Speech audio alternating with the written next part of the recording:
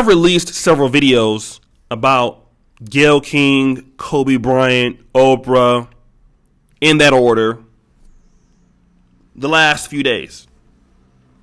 But I didn't talk about this situation with Gayle King and Charlie Rose. Now, Charlie Rose was also working at NBC with her, or CBS rather. He's a fantastic interviewer, probably one of the better interviewers of all time. Real thorough in the journalism business. He's somebody that's if you were in journalism, you want to be like Charlie Rose. The way that you don't want to be like him is because he has like 27 allegations of sexual misconduct against him. And when that Me Too thing was hot, Charlie Rose got hit with the Me Too bug also. All right. It destroyed his career. Okay. And then actually it was 27 additional accounts of sexual misconduct. I mean, Charlie Rose was just doing too much. We're not talking about one allegation like Kobe Bryant. Or two. We're talking about 27. Does anybody know the difference between 1 and 27? 26. That's called subtraction. All right? And it's interesting because in 2018, when people asked Gayle King about Charlie Rose's situation, and it was the Washington Post, she came at him. She says, listen, Charlie is my friend. I consider him my friend. Okay? You know? And she was even trying to get reports of him shut down and people talking about him. She stood with Charlie Rose. And based on the fact that what she knew about him, it wasn't what other people were saying. I'm his friend. I don't think he's like that. That's not what I know about him. This is what she's saying. I'm still friends with him. But Lisa Leslie, who was friends with Kobe Bryant, who has this sexual allegation of misconduct that was thrown out of court, she asked a question to Lisa Leslie. You guys heard it. You guys saw the interview. And then when it comes to the fact that Lisa Leslie says, hey, he's my friend, the same thing that Gayle King did for Charlie Rose, she's like, well, wait a minute. He might act with you one way, but another some other way. But Gayle King, you defend Charlie Rose, who has 27 additional counts. We're not talking about the first few 10s or 20s or whatever, how many it was. Additional to that was 27. And you stood with Charlie Rose. But see, there is a big difference between Charlie Rose and Kobe Bryant. Besides the height and athleticism, what's the difference? The difference is that Charlie Rose is white. Charlie Rose is white. And guys, I'm not trying to put this out that all black women are like this. Let's not go out and start saying sisters will defend the white man before they defend the black man. Now, don't you niggas go around here starting that mess, okay? It's enough drama on black YouTube as it is. Do not misquote me. I'm dealing with the subject. I'm dealing with Gayle King. I'm not dealing with the rest of you Negroes out there and your lack of comprehension. I'm dealing with Gayle King. Gayle King can defend Charlie Rose for two reasons. One, as her friend. She knows him. Two, he's white, in my opinion.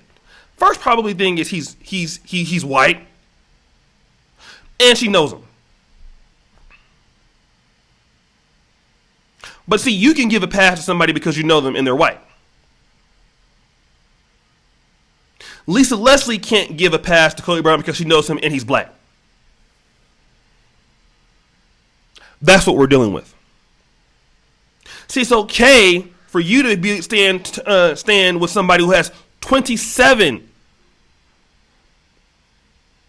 but you can't stand with a brother that has one that was thrown out. And believe it or not, we have people like this in the black community. People like Gayle King. People who will give a white man a pass that you know, and you will be in the distance of trying to cut a deal for a brother who had a misallegation thrown out against him, and you want to tarnish his name.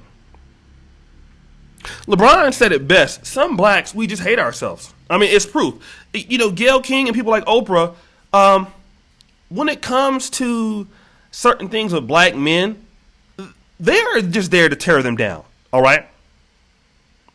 We are our own worst enemy in that respect. Here's the solution, though. There are always going to be people like that. There are always going to be people that are like the Uncle Ruckus. Okay? There are always going to be people like the Gayle King. There are always going to be people like that. And there's nothing that you can do about those people. Because they're there. I'm here on the continent. I've had some off the camera discussions of people. You'd be surprised at how many are so pro-black and pro-Uganda and pro-East Africa and pro-African Union. And we're having those conversations about African Americans returning back to the continent, and African Americans in the continent working together in America, working the whole black diaspora coming together. And then you have the Africans, and you have those people who say, man, you know, I want to be with a white person. I'm tired of Africa. I'm whatever. There's no way I can stay here. I don't want to build this up. I want to go to Europe. I want to live there. I want nothing to do with this place. And there's nothing you can do for those people. But for those people who want to see black people become successful, for those people who want to see blacks go to another level, to ascend to the next level, then you can make the conscious choice today. Because Gayle King made her choice, you can make yours.